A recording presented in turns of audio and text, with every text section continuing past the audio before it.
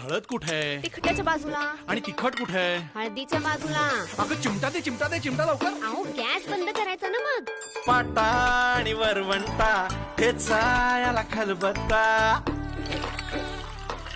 पाटा आणि वरवंटा ठेचायला खलबत्ता. वांग्याचं काय होणार नाही, जिऱ्याचं मोहरीशी भांडण बाय. कोची बिची होऊ दे थोडीशी मिरचीची फोडणी. येणार अंगाशी वाजणार शिट्टी. कुकरच्या आती पाय पाय पाय पाय ग. डोक्याला भार रश्याचा फार. भाकरीचा झालाय चमत्कार. सुरीची धार बघून पार. दुरून केलाय नमस्कार. चवीला भारी मस्त मजेदार.